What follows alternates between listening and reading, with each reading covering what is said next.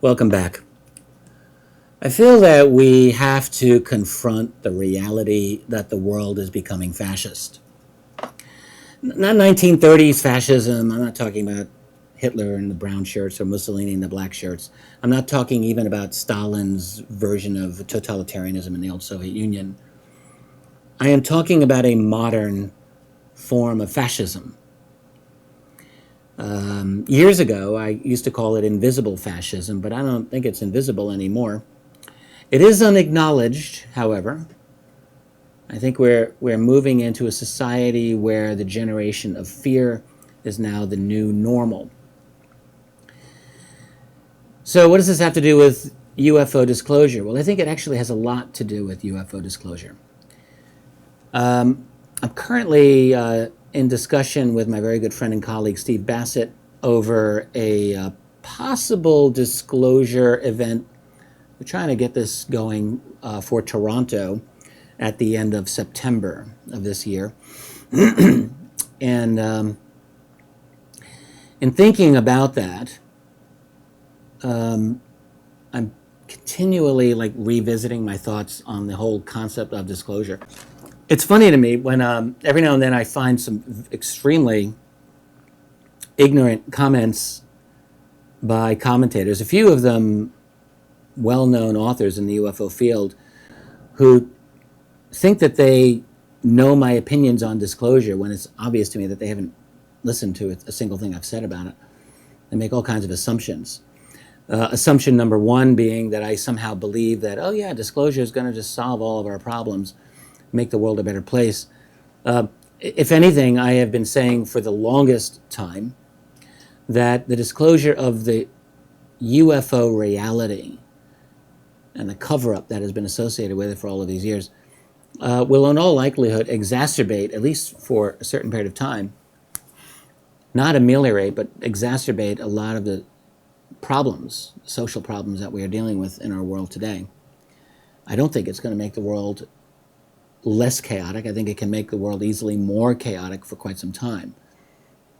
The reason that I support disclosure, however, is one is a philosophical reason. I just think that we are better served with a foundation of truth rather than a foundation of lies. We're talking about a reality of a phenomenon that millions of people in the world have interacted with over the decades, millions. And in fact, they've dealt with this phenomenon typically on their own, atomized, isolated from other citizens, unable to talk with other people because they don't know anyone else who's had these experiences. And the reason they don't know anyone else has had these experiences is because they're under a media barrage that ridicules the phenomenon and makes people ashamed to talk about it. So people simply go through their lives thinking that they and they alone have had this bizarre experience. Well, I have news for you. A lot of people have had bizarre experiences with a reality that they do not know how to explain. So it just seems to me on that basis alone, this philosophical position, that we are better served with the truth than with lies. It's very simple. I just can't believe that we have a better world based on fiction than on truth. Whatever destiny we as a species, as a civilization are going to have, how can we achieve it based on fiction, based on lies?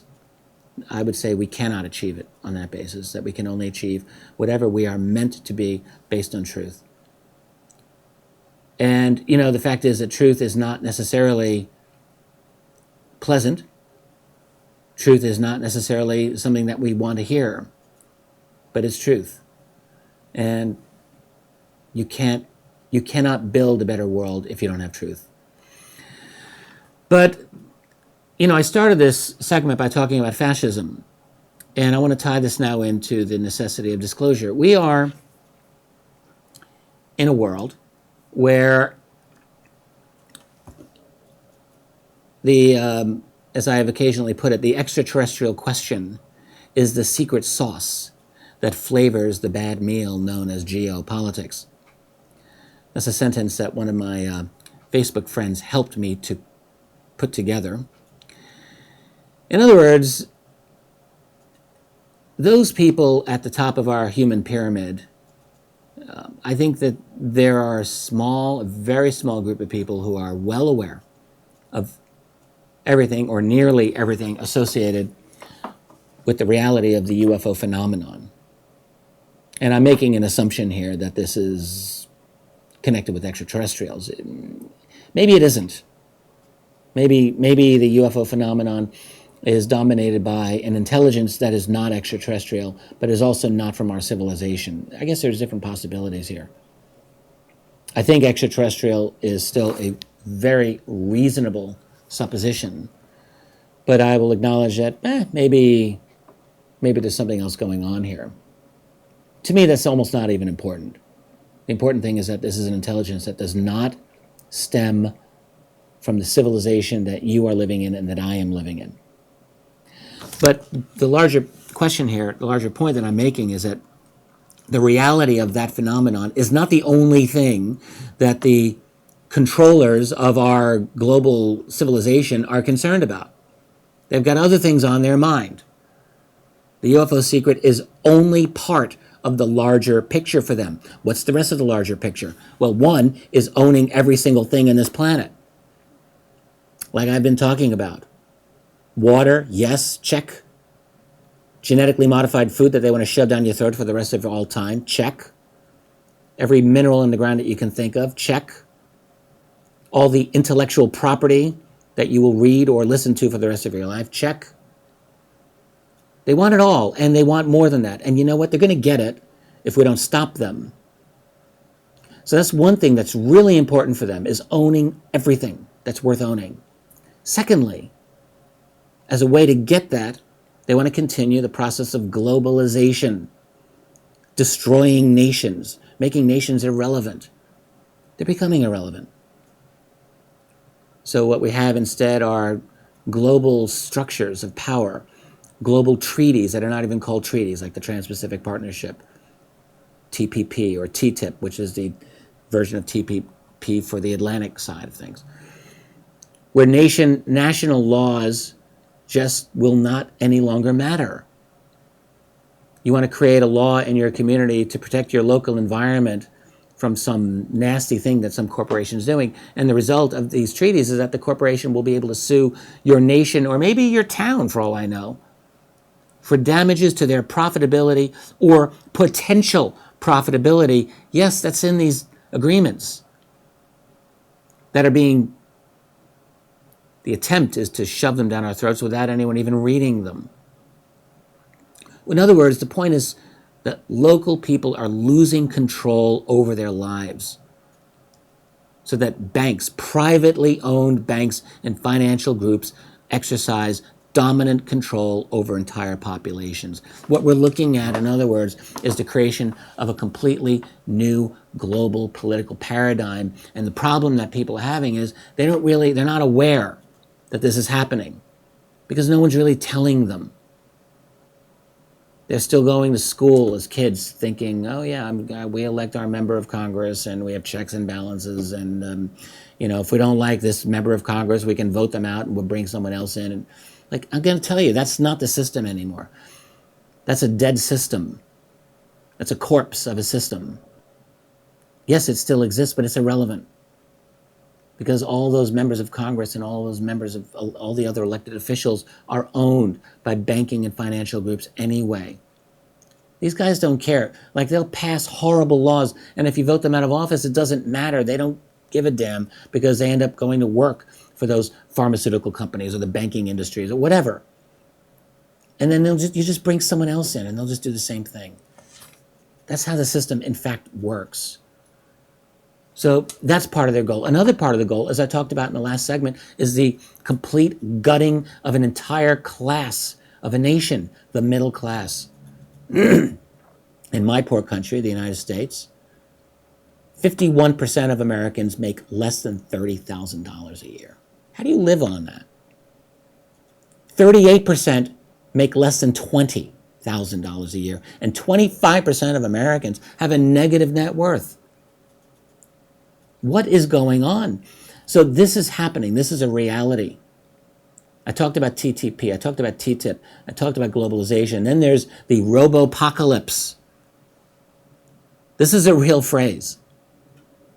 Real economists and real techno experts are talking about it. It's not simply that low-level, low-skilled jobs are becoming automated. That's happening. But now what we're seeing in the next 10 years, middle-level jobs, mid to upper-level jobs are all becoming automated. They call it the robo-apocalypse. And it's not like the Terminators are coming out to kill you. No, it's just that the automated systems are coming to take your jobs away. So my question is, in this type of a situation, over the next generation, the generation that my children are part of, that they and their peers are going to have to go out and try to make a living, how are they going to do that? How will people make a living? These are real serious problems. I'm going to come up to disclosure. I haven't lost my train of thought here. So our would-be handlers, what are they trying to do? They're trying to create their own, I've talked about a breakaway civilization in the past. Well, they're trying to create a breakaway financial structure, their own type of variation of a breakaway civilization in which these global systems are in place that have broken away from national control, from individual nations and citizens, essentially to destroy nations. And we're seeing the literal destruction of several nations right now to the banks. I just came back from Greece. Greece is a nation that I truly weep for. With friends like that, who needs enemies? Greece is being completely destroyed by private banks right now. Or a nation like Ukraine, which was the victim of a CIA-engineered coup in 2014 and has been down the hellhole ever since. But not just those nations, all nations increasingly are going away to a new system of international royalty. And by the way, this is a system that requires the generation of things like false flags and regime change and propaganda control and mind control and population control of all sorts as a way to maintain itself. Rule by fear, rule by lie, rule by misdirection. So that's the world we are moving into. And by the way, these handlers of ours, these elites, I believe, not only are they aware of there's a goals, of course, but not only are they aware of an extraterrestrial presence or the presence of an other, as I'll often call it, but I have come to believe that they also have probably a long-standing esoteric knowledge. I came to this simply by, I guess, doing my own research. A key source in turning me around on this was classic work, I would say, of genius by Manly P. Hall, a book called The Secret Teachings of the Ages, in which he really laid out for me, and I think if you've bothered to read this, it's well worth your time, the true esoteric history of many of the global world religions of thousands of years ago. And what came through to me loud and clear is that these, like all of the major religions of the world, have their own esoteric tradition that is only available to initiates who've done the hard work to understand what it's about. And it seems to me that there is in all likelihood a continuity that has gone through the ages, through the millennia, through all the many centuries. And is it possible that the people at the top of our human pyramid today maintain a certain type of esoteric knowledge? We might call it occult knowledge. Is it possible? I would say it's absolutely possible. It might be true. There's certainly no shortage of rumors and leaks toward that effect. So it's a weird situation when you really think about it. And on top of that, we have to wonder, is there a relationship of this human elite to these other beings that are here along with us? I think, in all likelihood, yes. So with all of that in mind,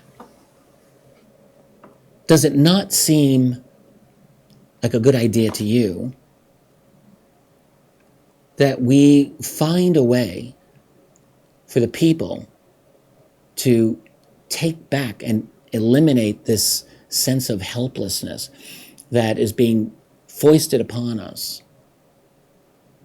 and force open somehow the deepest, darkest, most powerful secret of our time, which is the reality of this phenomenon we call UFOs, the reality of an intelligence that is behind that phenomenon, and the reality of a cover-up that has existed for an entire human lifetime now to keep all of this under wraps.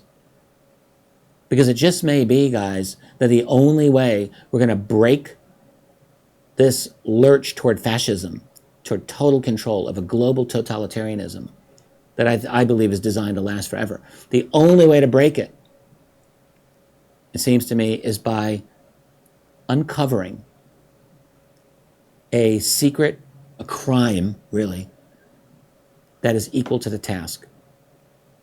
In the United States, I wonder, maybe 9/11 might go a long way toward doing that. If we were to open up the truth on 9/11, I think that would be very, very significant. Absolutely would be significant. Would it be enough? I don't know. Maybe, maybe not. But the UFO secret, I think that actually is absolutely big enough. You know, the problem is a lot of alternative researchers just do not have an appreciation of how significant the UFO topic actually is. And for that reason, it alone may have the potential to truly to rock our world once it comes out. A people-driven disclosure, not the kind of disclosure that I now believe is in the works. I believe there is a disclosure in the works, and it's not a pretty one. It's fascist disclosure. I talked about this in my very last program that I did a few weeks ago before I went on my travel adventures. You know, just to recap briefly, I mean, that form of disclosure, I believe, you know, with our elites fully well aware of the kind of world that they are trying to create, basically a global police state to keep the restless population in line, a world of propaganda, cultural distractions, news censorship, covert ops, provocation, regime change, and false flags, all of that. And